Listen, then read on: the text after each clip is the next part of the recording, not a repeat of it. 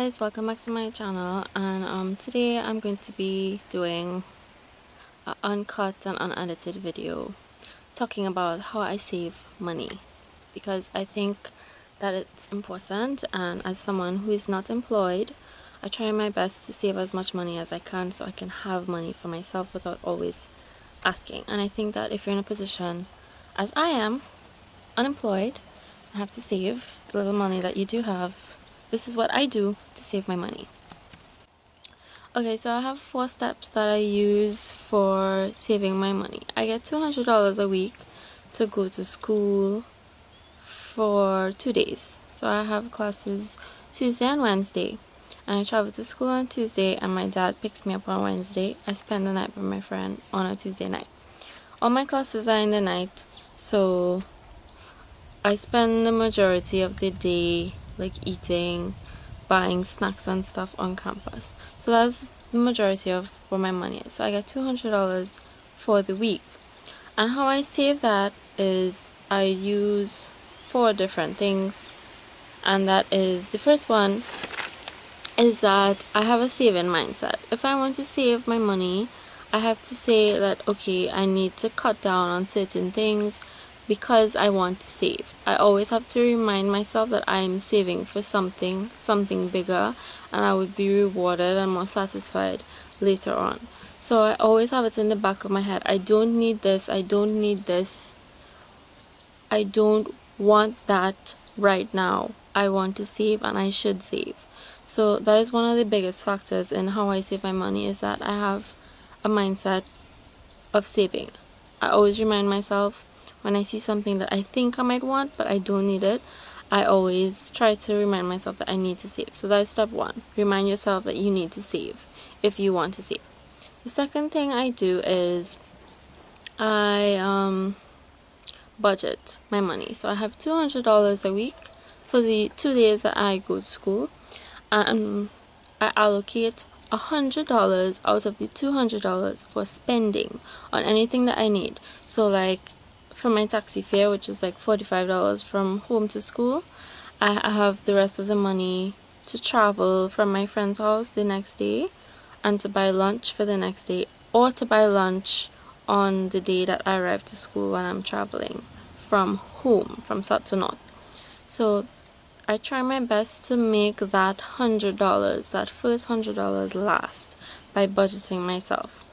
So I don't try to overdo the spending of the $100. I even try to not spend it out, so it will last into the next day, so I won't have to break the other $100. So I budget myself. I was like, okay, I want to spend like $40 for food that would last me lunch and dinner, or I want to spend it on snacks and I need a phone card or something like that. I would budget that $100.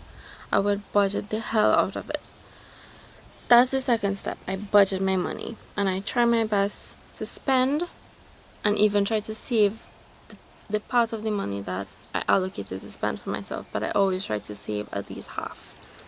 So I allocate $100 to spend, and the other $100 I try my best not to touch it. The third reason is I use what I have.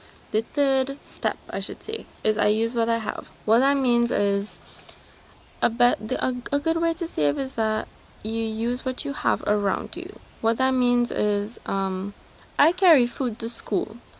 I know that the majority of my money being spent is on food, and if I could get up in the morning and cook food for myself, carry it to school, carry snacks and the water that I have available at home instead of going to school and looking for it and buying it, that saves money for me, because I don't have to go to school and buy lunch. I don't have to go anywhere and buy lunch.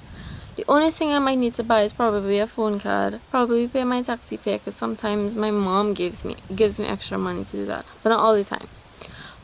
So all I would have to do is like buy a phone card, or probably buy snacks for class or something for the next day when that food that I carry to school is not there. So I would only have to spend the money on one day, and I would actually be saving part of the money that I allocated to spend, if that makes any sense.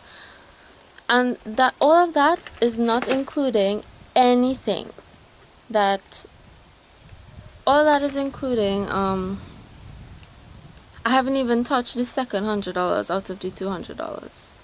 So using what you have is a big way of saving money for yourself. Carrying your lunch to school, carrying water if you have that, carrying your own snacks if it's available at school. It's fine if you don't have that home, but a big way to save is carrying your own food. That's how I save my money. The last step, or the fourth step, is when you save your money, I don't put my money in the bank when I'm saving it. I don't do that. I have it in a pile together, and I put it somewhere that I can't easily access in my house. So I have it in a drawer, and I have it in a little plastic bag, Ziploc. And I put it to the back of my drawer where all of my clothes is, so I know I won't go there, and sometimes I forget that it's even there until it's time to add the money that I save for the week to that collection. And it really works, because sometimes when I go to the drawer I forget that my money is there. Two, I don't always feel the need to go and check it. If you put your money that you're saving in a purse or a clutch or anywhere that is easily accessible to you when you're going out, you are going to want to spend it, and all the money you save just goes on the drain.